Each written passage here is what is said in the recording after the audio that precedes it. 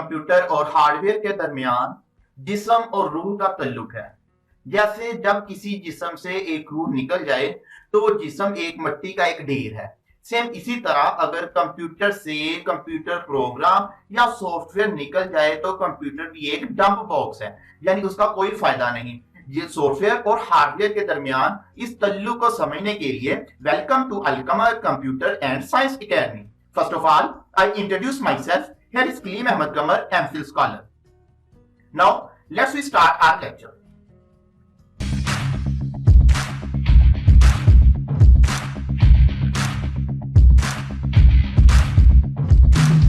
जैसा कि हम जानते हैं कि प्रोग्रामिंग का ये पहला लेक्चर है, तो प्रोग्रामिंग के इस कोर्स को स्टार्ट करने से पहले मैं जरूरी समझता हूं कि मैं इस चीज को क्लियर कर दूं कि हम इस कोर्स को किस तरीके से कवर करेंगे, इसके किस किस पोर्शन को किस किस सीक्वेंस के साथ। सबसे पहले हम इंट्रोडक्शन टू प्रोग्रामिंग को स्टार्ट करेंगे, फिर मेथडोलॉजीज ऑफ प्रोग्रामिंग को लेके चलेंगे, and then we at last we will discuss about the programming languages, जिसके अंदर हम डिस्कस करेंगे C++ और इसके कंप्लीट कोर्स को लेके चलेंगे। तो आइए अब हम अपना पहला लेक्चर स्टार्ट करते हैं। इंट्रोडक्शन टू प्रोग्रामिंग के कोर्स के तकरीबन 20 लेक्चर्स होंगे, मेथडोलॉजीज ऑफ प्रोग्रामिंग के नियर अबाउट 10 होंगे, और प्रोग्रामिंग लैंग्वेजेस को कवर करने के लिए जिसके अंदर हम C++ को स्टडी करेंगे तो उसके 40 लेक्चर्स होंगे। Now let's we go to our lecture. Programming के इस पहले पोर्शन के अंदर हम इंट्रोडक्शन टू प्रोग्रामिंग करेंगे। प्रोग्रामिंग को समझने के लिए सबसे जरूरी बात यह है कि इसकी बेसिक्स को समझा जाए, इसके कोर कंसेप्ट को समझा जाए। इसलिए प्रोग्रामिंग को अच्छे तरीके से समझने के लिए हमें इसकी बेसिक्स को समझना पड़ेगा। तो सबसे पहले हम डिफाइन करेंगे प्रोग्राम क्या है। What is program? Program a sequence of instructions using a specific language to solve a problem is known as program. Program एक इंस्ट्रक्शंस का सेट है जिसको हम एक सीक्वेंस के अंदर यूज करते हैं। क्यों यूज करते हैं? प्रॉब्लम को सॉल्व करने के लिए यूज करते हैं। और किस तरह यूज करते हैं? एक प्रोग्रामिंग स्पेसिफिक लैंग्वेज को यूज करके हम इसको इस्तेमाल करते हैं, एक प्रोग्राम राइट करते हैं। प्रोग्राम बेसिकली क्या है कि हदायत की एक सीक्वेंस है, हदायत की एक मरहलावार एक तरतीब है जिसके अंदर हम अपने मसले को डिफाइन करते हैं और फिर एक मखसूस लैंग्वेज को इस्तेमाल करके इसको डिफाइन करते हैं। प्रोग्राम को समझने के लिए आइए अब हम एक मिसाल लेते हैं। मसलन हम एक एग्जांपल के थ्रू इसको समझने की कोशिश करते हैं। फर्ज किया कोई शख्स आपसे पूछता है कि KFC कहाँ है, मतलब कि करीब तरीन KFC कहाँ है, उसका एड्रेस क्या है, तो आप उसको क्या कहोगे? आप उसको समझाने के लिए क्या करोगे? आप उसको अगर समझाना चाहते हो तो आप किस तरीके से कौन सा वे यूज करोगे ताकि आप अच्छे तरीके से उसको एड्रेस समझा सको। अगर हमने किसी को अपनी कोई बात समझानी है तो उसको अपनी बात समझाने के लिए हम कोई ना कोई लैंग्वेज यूज करेंगे। हम वो वाली लैंग्वेज इस्तेमाल करेंगे जिसको वो समझता है और हम भी समझते हैं, ताकि हमारी बात अच्छे तरीके से कन्वे हो सके।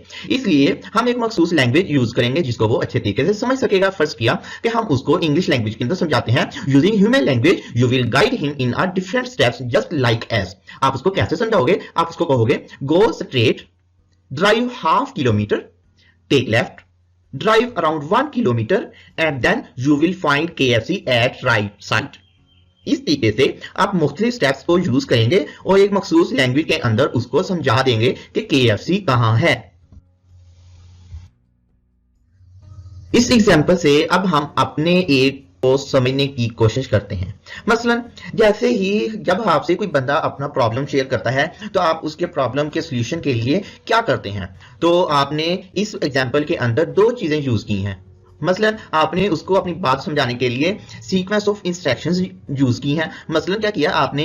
अपनी बात को छोटे छोटे हिस्सों में डिवाइड किया, मुख्तलिफ स्टेप्स के अंदर डिवाइड करने के बाद उनको एक तरतीब के साथ रख दिया, तो इसको हमने कह दिया सीक्वेंस ऑफ इंस्ट्रक्शंस। दूसरी चीज क्या है? Specific language. आपने वो वाली लैंग्वेज इस्तेमाल की है जो वो अच्छे तरीके से समझ सकता है, यानी हमने इस एग्जाम्पल के अंदर इंग्लिश को इस्तेमाल किया है। तो हमें इससे ये पता चला कि अगर हम किसी भी प्रोग्राम को, किसी भी प्रॉब्लम को सॉल्व करते हैं तो उसके सॉल्यूशन के लिए हमें 2 चीजें इस्तेमाल करनी होंगी। पहले नंबर पे सीक्वेंस ऑफ इंस्ट्रक्शंस एंड दूसरे नंबर पे हम स्पेसिफिक लैंग्वेज को इस्तेमाल करेंगे ताकि हम अच्छे तरीके से अपने प्रॉब्लम को सॉल्व कर सकें। अब हम अपने मेन कंसेप्ट की तरफ चलते हैं। जैसे हमने पिछली एग्जांपल के अंदर देखा कि किसी भी प्रॉब्लम को सॉल्व करने के लिए हमारे पास दो चीजें होती हैं, यानी एक सीक्वेंस ऑफ इंस्ट्रक्शंस है और दूसरे नंबर पे लैंग्वेज है। अगर इसी तरह कंप्यूटर का प्रोग्राम लिखना होगा तो कोई डिफरेंस नहीं है, हम सिर्फ क्या करेंगे कि उन स्टेप्स के अंदर हम स्पेसिफिक स्टेप्स यूज करेंगे सेम इसी तरह ही, लेकिन जैसे ह्यूमन लैंग्वेज हमने यूज की तो कंप्यूटर के लिए हम एक स्पेसिफिक प्रोग्रामिंग लैंग्वेज को इस्तेमाल करेंगे। सीक्वेंस ऑफ इंस्ट्रक्शंस किसी भी प्रॉब्लम के सॉल्यूशन के लिए बहुत ही इंपॉर्टेंट है। मसलन अगर पिछली एग्जांपल के अंदर हमने देखा कि अगर किस बंदे को हम सीक्वेंस ऑफ इंस्ट्रक्शंस के आर्डर को चेंज कर देते हैं, मसलन हम उसकी जो हमने उसको एड्रेस बताया उसके स्टेप्स को चेंज कर देते हैं, तो कभी भी KFC तक नहीं पहुंच पाएगा। तो इसलिए किसी भी सॉल्यूशन के लिए सीक्वेंस का होना बहुत जरूरी है। इंस्ट्रक्शंस को एक सीक्वेंस के अंदर हम लिखेंगे तभी हम अपने डिजायर्ड रिजल्ट तक पहुंच पाएंगे। Sequence of instructions is much important thing in the programming, कि प्रोग्रामिंग के अंदर सीक्वेंस ऑफ इंस्ट्रक्शंस बहुत अहमियत की हामिल है। We can say that it is a fun है।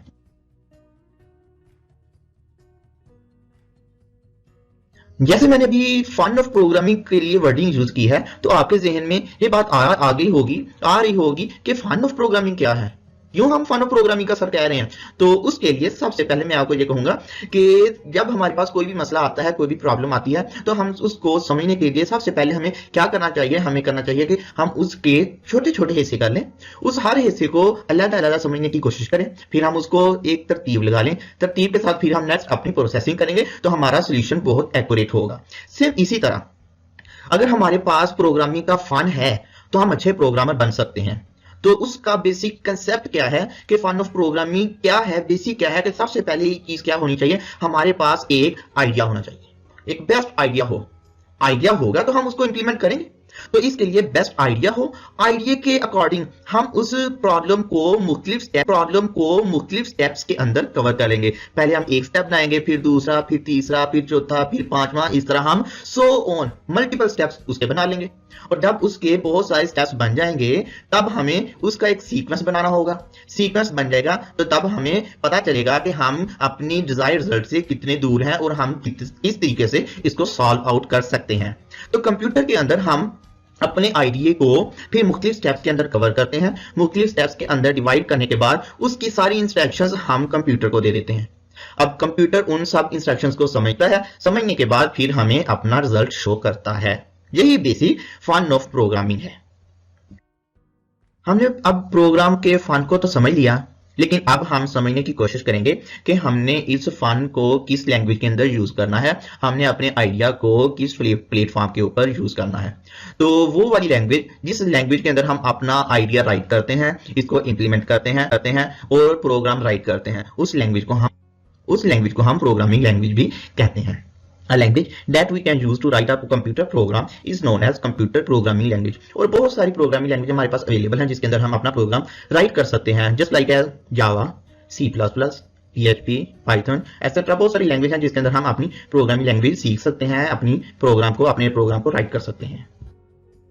हम बहुत बड़ी ज्यादती करेंगे, हम ज्यादती कर जाएंगे उस शख्स के साथ, उस बंदे के साथ हम ज्यादती कर जाएंगे अगर हम उसका जिक्र नहीं करेंगे जिस बंदे ने हमें एक बहुत अच्छा आइडिया दिया, हमारी फंक्शनैलिटी को इंप्रूव किया, हमें प्रोग्रामिंग के अंदर फन क्रिएट करके दिया। हम उस बंदे का जिक्र किए बगैर कैसे रह सकते हैं? अगर हम उसका जिक्र नहीं करेंगे तो हम उसके साथ ज्यादती करेंगे। तो वो कौन बंदा है जो हमें जैसा कुछ करके दे रहा है? वो एक प्रोग्रामर है।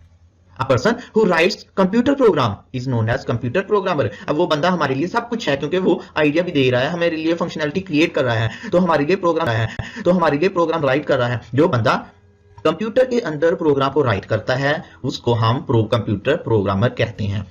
लेकिन एक बात बहुत जरूरी है कि जैसे वो बंदा प्रोग्राम राइट करता है तो वो कोई ना कोई प्लेटफॉर्म भी यूज करता होगा, वो किसी मखसूस लैंग्वेज के अंदर अपना प्रोग्राम राइट करेगा।